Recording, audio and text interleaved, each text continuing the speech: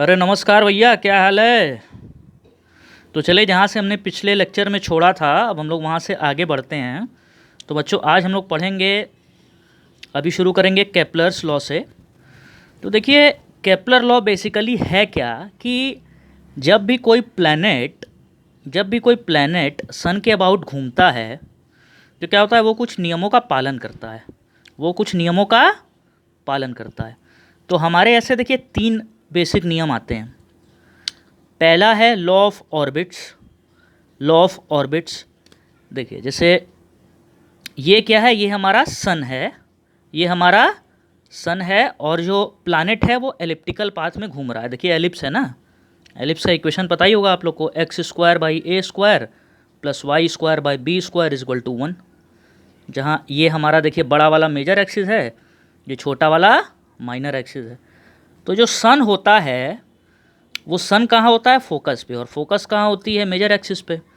और जो प्लैनेट होता है वो एलिप्टिकल ऑर्बिट में घूमता रहता है। सन होगा फोकस पे और प्लैनेट जो है हमारा एलिप्टिकल ऑर्बिट में घूमता रहता है।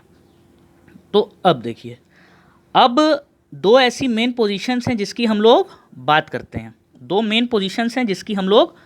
करते हैं। एक होता है जब प्लैनेट और सन की दूरी सबसे कम होती है, उसको हम लोग कहते हैं पेरीजी या पेरीहीलियन। और एक होता है जब सन और प्लैनेट की दूरी सबसे ज़्यादा होती है, जिसको हम लोग एपोजी कहते हैं या एपीहीलियन। तो अब देखिए, पेरीहीलियन में जब होता है, पेरीहीलियन वाले पोजीशन में, तो सन और प्लैनेट की दूरी जो होती है वो बहुत कम होती है, सबसे कम होती है। तो इसका मतलब हमारी जो पोटेंशियल एनर्जी होगी उसका जो मैग्नीट्यूड होगा वो तो ज़्यादा होगा, लेकिन माइनस साइन है, लेकिन साइन तो माइनस है। इसका मतलब कि पेरीहीलियन पे जो पोटेंशियल एनर्जी होती है वो मिनिमम होती है। पेरीहीलियन पे जो पोटेंशियल एनर्जी होती है वो मिनिमम होती है। इसका मतलब कि पेरीहीलियन पे जो काइनेटिक एनर्जी होती है वो सबसे ज़्यादा होती है। इसका मतलब कि पेरीहीलियन पे वेलोसिटी भी सबसे ज़्यादा होती है। मतलब जब कोई प्लैनेट ऐसे गुजरता है तो बहुत तेज़ी से गुजरता है, यहाँ से बहुत तेज़ी से गुजरता है। मतलब पेरीहीलियन में हमारी पोटेंशियल एनर्जी मिनिमम और काइनेटिक एनर्जी मैक्सिमम। इसका मतलब कि वेलोसिटी भी मैक्सिमम। और एपोजी या एपीहीलियन में हमारी पोटेंशियल एनर्जी मैक्सिमम और काइनेटिक एनर्जी मिनिमम, मतलब वेलोसिटी मिनिमम। चलिए, अब हमारा जो सेकंड रूल है, लॉ ऑफ एरिया, इसमें क्या होता है, ये law of conservation of angular momentum पे बेस्ड है, जिसमें इक्वल इंटरवल ऑफ टाइम में कोई भी प्लैनेट सन के अराउंड इक्वल एरिया स्वीप करता है। मतलब देखिए, जैसे अगर कोई प्लैनेट टी टाइम में यहाँ से यहाँ गया और अगले टी टाइम में यहाँ से यहाँ गया, तो ये वाला जो एरिया होगा वो इस वाले एरिया के बराबर होगा। मतलब कि जो एरियल वेलोसिटी ऑफ प्लैनेट होती है वो कांस्टेंट होती है, जिसका मैग्नीट्यूड होता है L/2m के बराबर, L/2mp। m क्या है, mass of the planet, L/2mp, जहाँ L क्या है,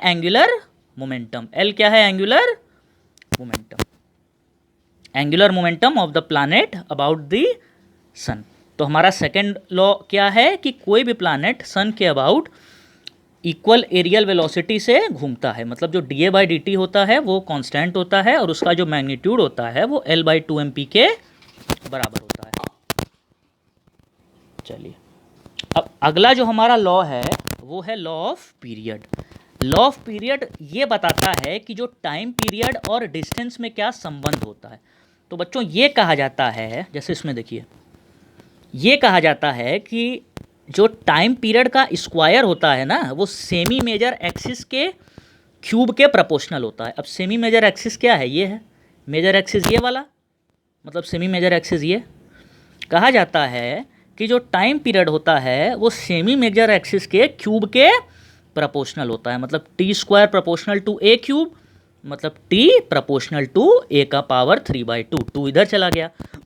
अब देखिए, ऐसे बहुत से क्वेश्चंस बनते हैं यार। मतलब नीट IEEE में तो हमने ऐसे बतेरे सवाल देखे हैं, खूब सवाल देखे हैं कि भैया जो है दे देता है कि एक बार इतने डिस्टेंस पे है, एक बार इतने डिस्टेंस पे है, तो टाइम पीरियड का आप लोग रेशियो निकालिए, टाइम पीरियड का रेशियो निकालिए। अब देखिए मज़ा, देखिए सैटेलाइट और अर्थ वाले में अगर सैटेलाइट अर्थ के सेंटर से आर डिस्टेंस पे थी तो टाइम पीरियड का फॉर्मूला क्या आया था, 2π√r³ (g) m प्लानेट। मतलब सैटेलाइट का जो टाइम पीरियड है वो अर्थ के मास पे डिपेंड कर रहा था, अर्थ के मास पे या प्लानेट के मास पे।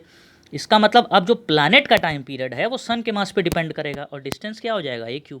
तो एनालॉजी है, तो टाइम पीरियड हमारा क्या आ गया, 2π√a³ (g) मास ऑफ सन। मतलब कि टाइम पीरियड जो है वो प्लानेट के मास पे डिपेंड नहीं करता है। और जैसे कि हमारा सैटेलाइट के केस में जो टाइम पीरियड आया था वो सैटेलाइट के मास पे डिपेंड नहीं करता था, उसी तरह से यहाँ पे भी जो टाइम पीरियड आया है वो सन के मास पे डिपेंड कर रहा है, लेकिन प्लैनेट के मास पे डिपेंड नहीं करता है। चलिए आगे बढ़ते हैं। अब देखिए एक जो हमारा टॉपिक है वो है स्केप वेलोसिटी। स्केप वेलोसिटी का बच्चों मतलब ये है कि अगर कोई भी चीज़ अभी अर्थ के प्रभाव में है, पृथ्वी के गुरुत्वाकर्षण क्षेत्र में है, तो मैं उसको कितनी स्पीड दे दूं कि वो उस गुरुत्वाकर्षण क्षेत्र को फाड़ के बाहर चला जाए, मतलब उसके प्रभाव से बाहर निकल जाए, उसके प्रभाव के बाहर निकल जाए। तो देखिए इसका तो बाकायदा डेरिवेशन होता है, लेकिन हम लोग उस पर ध्यान नहीं देते हैं। तो जो हम लोग की स्केप वेलोसिटी की वैल्यू आती है, आर डिस्टेंस अगर है, अर्थ के सेंटर से आर डिस्टेंस है, तो उसके लिए जो स्केप वेलोसिटी की वैल्यू आती है वो आती है √2gme/r। और पिछले एपिसोड में या पिछले लेक्चर में हम लोग ने देखा था कि जो ऑर्बिटल की वैल्यू होती है वो कितनी आती है, √gm/r। इसका मतलब बच्चों हम लोग को ये पता चल गया कि जो स्केप वेलोसिटी होती है वो ऑर्बिटल वेलोसिटी का दुगना होती है। अब मान लीजिए हम लोग को अर्थ के सरफेस से कोई चीज़ फेंकनी हो और देखना हो कि कितनी वेलोसिटी दे रहा है, तो सरफेस के लिए आर की वैल्यू आर रख देंगे। तो इसके वेलोसिटी की वैल्यू सरफेस ऑफ द कितनी आ गई, √2gm/r। तो ये जो वैल्यू होती है बच्चों वो हम लोग की कितनी होती है, 11.2 फॉर किलोमीटर पर सेकेंड, पर आवर ना बोल देना भैया, पर सेकेंड, फॉर अर्थ। ठीक है। और अब देखिए इसको एक तरीके से और लिख सकते हैं हम लोग, GME/r² को क्या लिखते हैं हम लोग, जी, तो वही कि इधर एक r बढ़ा दिए और ऊपर एक इधर r बढ़ा दिए, तो क्या हो गया, √2gr। तो मतलब हम लोग ऑर्बिटल वेलोसिटी को √g r लिख सकते हैं और स्केप वेलोसिटी को √2gr लिख सकते हैं। और इसमें क्या होता है, जो r होता है वो प्लानेट का रेडियस होता है। कोई और प्लानेट लेंगे तो उसके रेडियस के हिसाब से आएगा, चंद्रमा का लेंगे चंद्रमा के हिसाब से आएगा। इसे बहुत क्वेश्चन आते हैं कि फाइंड द ये फ्रॉम स्केप वेलोसिटी इतना, if the ratio of radii